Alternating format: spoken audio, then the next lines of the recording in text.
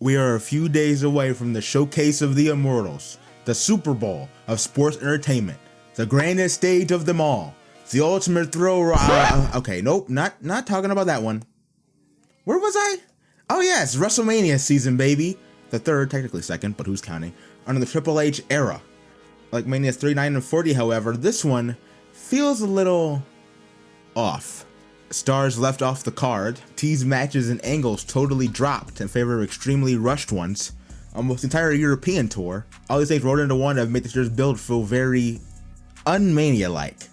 And people have noticed. Oh boy, have they noticed.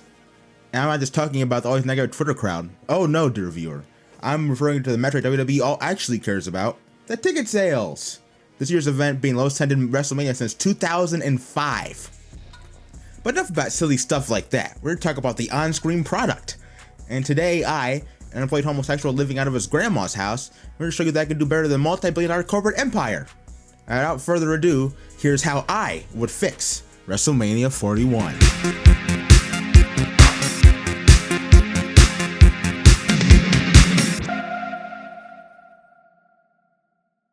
Before getting into each night of festivities, I do have a few prerequisites to share. First things first, I want to keep things as realistic as possible, which is limiting myself to 40 matches on the card altogether, with 7 taking place on each night. We run the same number currently announced for the show at the time of this recording.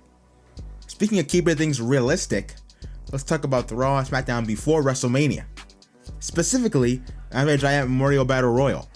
The newest in this year's Go Home show, China Memorial Battle Royal. Now this would take place on Raw, while Andre stays on SmackDown. That's not all though, as this year we're adding stake suit dumpster fires. And no, setting next to the trophy doesn't see her mentioned again for a year doesn't count. Starting this year, the winner of each Battle Royal will earn a shot at either the Intercontinental or United States title on the Raw or SmackDown following WrestleMania, depending on which brand they're on. With these added stakes, both of these will be packed to the brim with top talent who weren't able to make the big show. I'm not going to go over these beat for beat because we would be here all day, but I will look over the final 4. Starting with the China Memorial Battle Royal, your final 4 consists of Dakota Kai and Ivy Nile from Raw, and Nia Jax and Michin from SmackDown. In the end, things come down to Nia and Michin, and just as it seems Jax has the match won, Michin manages to eliminate the former WWE Women's Champion to secure a shot at the Women's US Championship. And now look, I understand that might be seen as a controversial choice, but once you see what the US title match is, you understand why I went that route. Just let me cook, okay? Moving on to the Andre Battle Royal, your final 4 is Damian Priest, Penta, Carmelo Hayes, and newest rival to WWE, Rey Fenix. After some elimination nonsense with Priest and Melo, starts a feud between the two of them. Maybe Priest eliminates Hayes, he costs him the match. I don't know. We are down to Rey Fenix and Penta. These two get a Cody Gunther the Rumble-like showdown, culminating in Penta hitting a Mexican Destroyer on the apron to eliminate his brother and become the #1 contender for the Intercontinental Championship. Finally, after the longest preamble in existence, it's time to begin the night 1 of the expert cut of WrestleMania 41. The sun's coming in through the roof of Allegiant Stadium, and I can think of an open way to kick things off that by hanging the WWE Tag Team Championship from said roof as the champions, the Street Profits defend against DIY, the Motor City Machine Guns, and Jacob Fatu and Tama Tonga of the Bloodline in a ladder match. The fact that these belts were never got on the card this year, after months of actual cohesive storytelling, but Warriors vs. New Day is a travesty. That's coming from someone who left both of those teams. For this, I'll keep most about the same as it has been in real life, except as they're not being able to make it on the card by any other means. The Bloodline crashed an overall contender match between DIY and the Machine Guns, leading to Nick Aldis putting all 3 teams in here with the Street Profits. I think it goes without saying, but this would be a complete and utter car crash of a match. Just 6 crazy dudes going out there and putting on a show in the opening match of WrestleMania. The finish, where things are really interesting though. Solo Jacob begin arguing at ringside after playing double team nearly goes wrong. Tama Tonga trying to calm things down while, in the background, Johnny Gargano is climbing up the ladder about to reach the tag titles. The champions come in, pushing Gargano off the ladder and onto Solo, Jacob, and Tama Tonga on the floor below. With everyone out, the champions climb to the top and leave WrestleMania still reigning and defending tag team champions.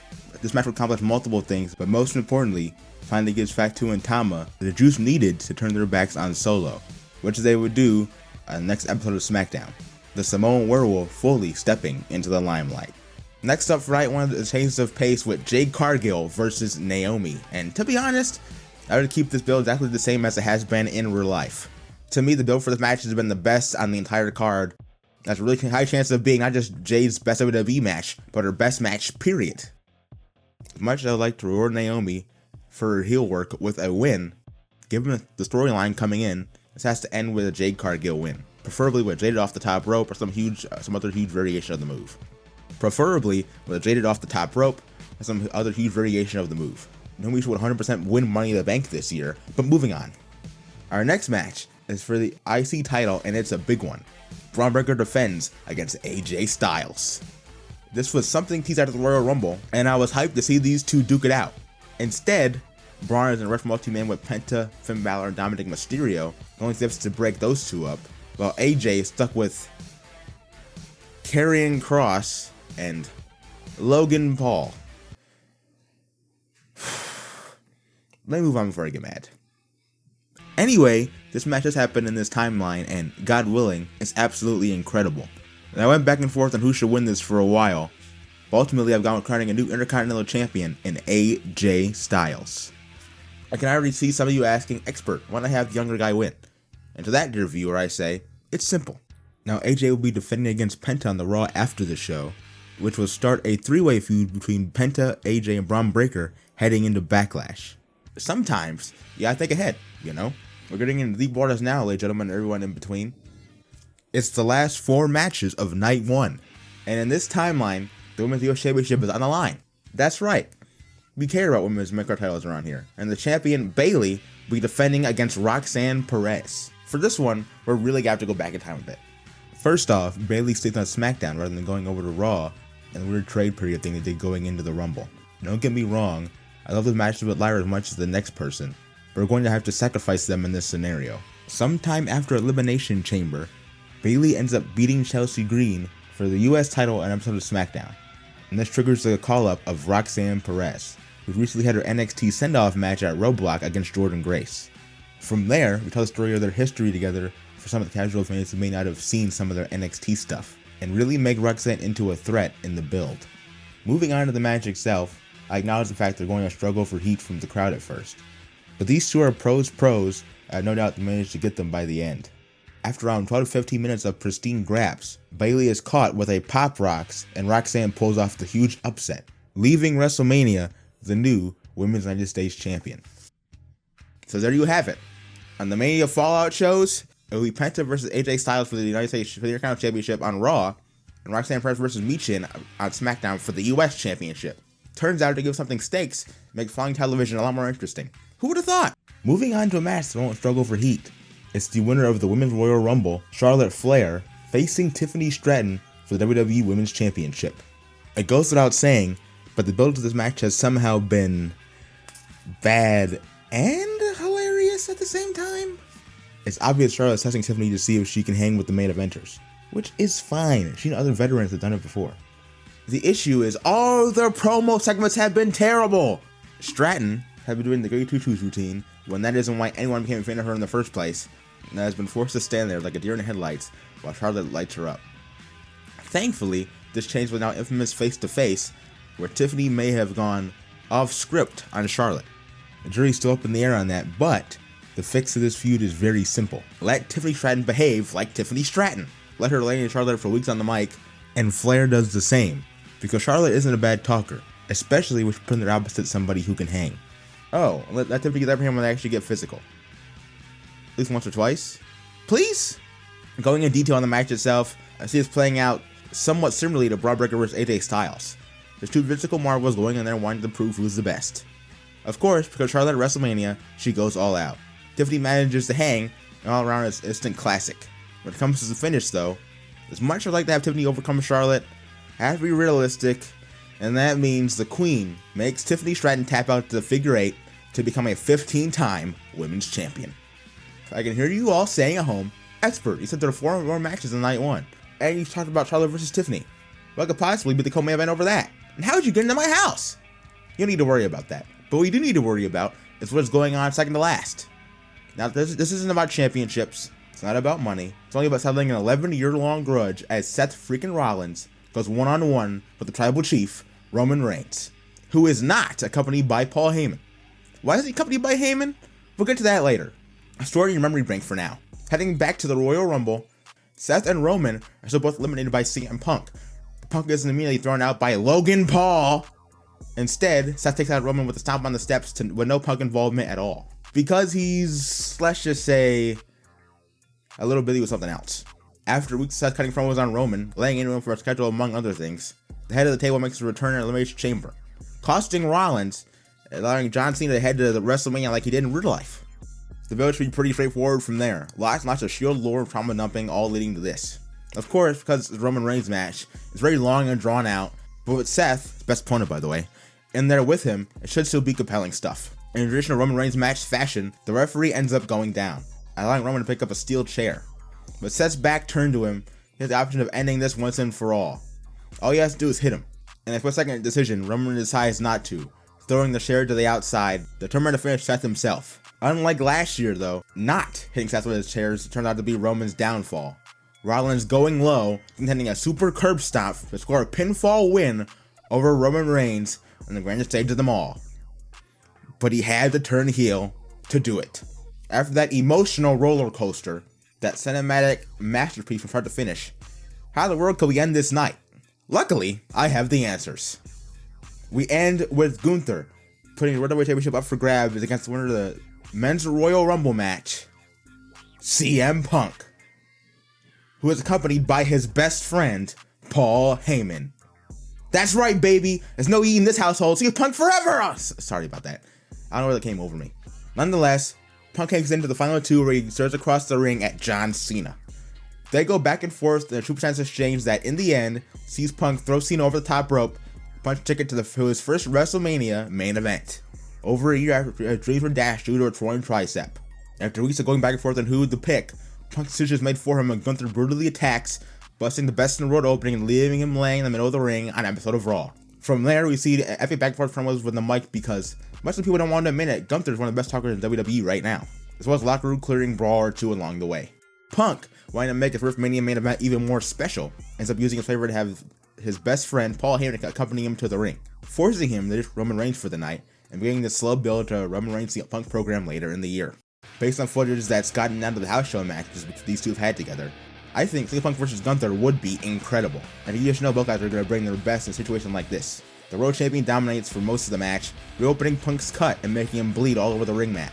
While hope seems to be lost, a pleading Paul Heyman manages to wake Punk up, spurring him on to hit not one, but two go-to-sleeps, and, for the first time in WWE, a Pepsi plunge to vanquish Gunther and become the new World Heavyweight Champion.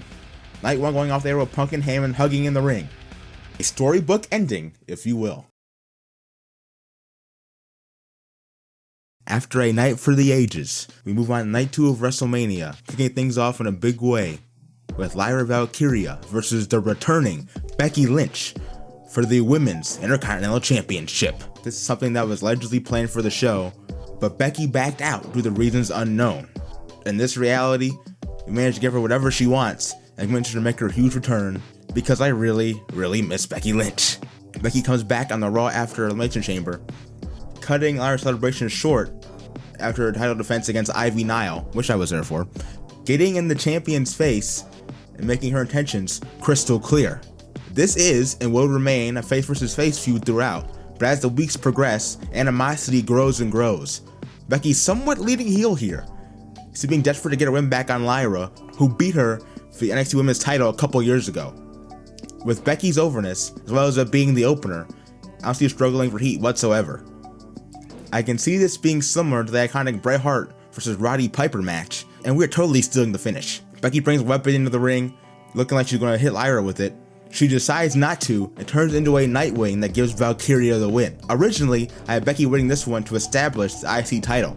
However, I consider pushing for Lyra win, so ask and you shall receive. Keeping the ball rolling, our next match for the World Tag Team Championships, as the New Day put the gold on the line against Jimmy and Jay the Usos.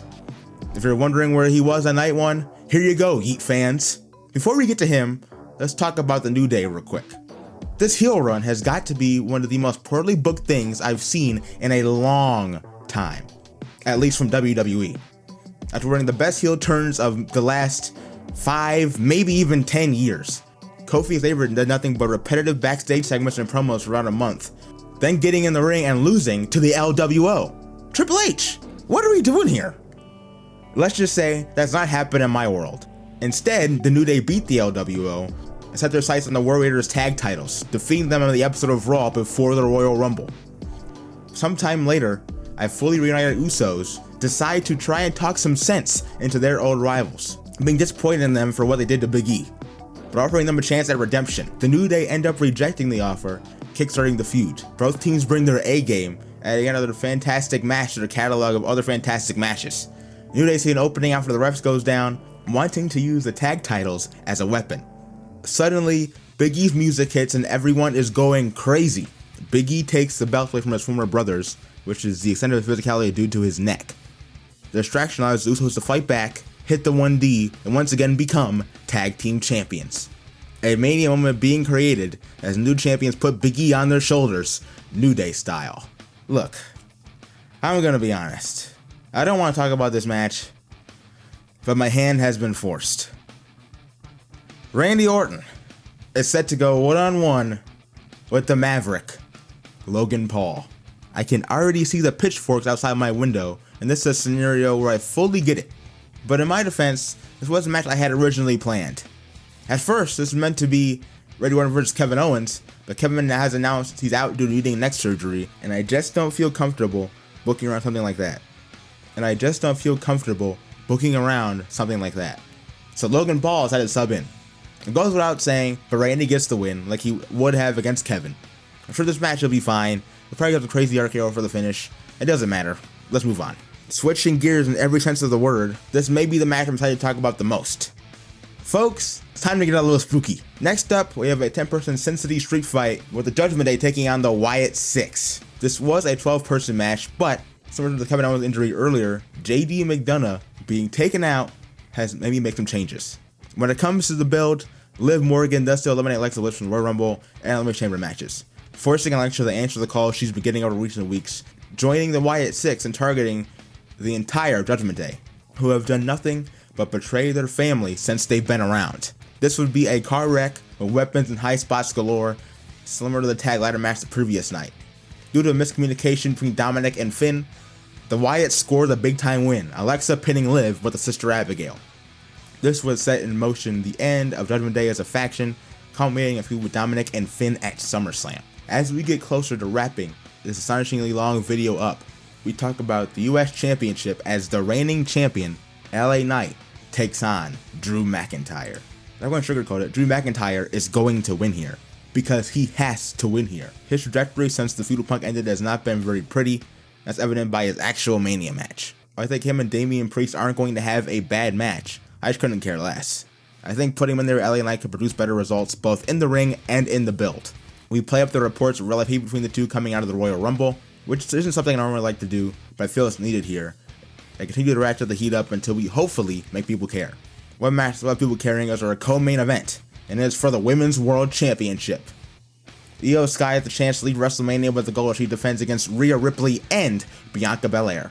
The storyline started off great in my opinion, with Io beating Rhea thanks to interference from Bianca, #NotBiased. But since then, each angle has been the same thing over and over. Unlike certain bookers, we're going to treat this like the monumentous occasion it is. The 3 top women in the entire company battling it out to see who's the best. While either woman could win this, my winner will be still our Women's World Champion, Io Sky, who pins Rhea Ripley to get the job done. This win would firmly place Io in the upper echelon of women's talent in the company and build to not only a Bianca Belair heel turn, but a Bianca Rhea Ripley singles program leading in the second Evolution PLE, if that's actually taking place. Before we get into the big one, the big cheese if you will, I want to take time to say thank you to everyone who's watched this video up until this point. I've never done anything in this style before, and as you can probably tell, I don't normally read off a script. If you enjoyed so far, please like, comment, share, and subscribe. With that out of the way, let's wrap this thing up. For the WWE Championship, the American Nightmare Cody Rhodes, who has reigned as the guy in the company for over a year, faces toughest challenge yet in the form of John Cena. Yes, I know, it is a little anticlimactic having this main event after all the changes to the card. But come on, did you really think I want to do this after that heel turn? I have no issue admitting I'm incredibly biased. I adore both of these guys. Cena was the reason I got into wrestling. Cody has been my guy since All In 2018. I've got a poster hanging up on my wall. I even managed to get a picture with him last year. I love Cody Rhodes. However, even I will say the build for this match has been hot and cold, for lack of a better term. Cena selling his soul to The Rock at Elimination Chamber is one of the best, most euphoric moments I've ever had as a wrestling fan. I was the most excited I have been since I was a kid. Then he disappeared for 2 weeks, leaving Cody to carry it. This is a knock on Cody. He had a phenomenal promo, but even he can only do so much when the guy he's feuding with isn't there. But don't worry, Cena's back in Belgium. He's going to explain everything. Except that didn't happen. Instead, Cena cut a, while good, oddly generic "you people" promo. Says nothing about The Rock or Travis Scott, who was also involved in this feud for some reason. Cody cut him off, and Cena left. Next week was a repeat. The segment in London was genuinely great. I will give them that. Here, I'll keep the turn and Belgium promo the same, but they've really changed in Glasgow. After tearing down the crowd, Cena explains why he chose to turn his back on everyone and align himself with The Rock. A man who he despised over a decade prior. Here is where the mask slips on the heel Cena character. John revealing he needs to win 17 championship more than anything to ensure he isn't known as Hogan 2.0. To ensure he isn't known as the guy who came after Rock and Austin. He has to be known as the undisputed greatest of all time. The SmackDown before Mania, Cena makes one last appearance and destroys Cody, getting revenge for the Crossroads in London and harkening back to the segment between Cody and Rock on Raw last year. On the night itself, Cody and Cena go to battle on a long, slow burn epic that takes us back to the best of guys like Ric Flair and Dusty Rhodes. As we get closer to the end, there's some of the now trademark shenanigans. Travis Scott and The Rock appearing for the first time since the Chamber, aiming to help Cena. Cody takes care of Travis Scott with relative ease, but The Rock and Cena combined are just too much, the champion being overwhelmed and beaten relentlessly. The Rock pulls Dusty's watch out of his pocket. As all hope seems to be lost, Stone Cold Steve Austin returns, and we get the stare down we should have gotten last year. The Rock and Austin face to face. Rock swings, Austin ducks and hits one final Stone Cold Stunner on the final boss. Down goes Cena as well at the hands of Austin before dragging The Rock up the ramp, taking him out of the equation. Cody and Cena left alone in the ring, playing opposite sides, with the watch in the middle. They grab it at the same time, start fighting back and forth over it, when Cena low blows Cody once again, calling back to the chamber. With Rose on his knees, Cena winds back and nails him in the head with his father's watch. Cena pockets it, then locks in the STF on an already unconscious Cody. The referee comes to and calls for the bell, crowning John Cena the new WWE Champion.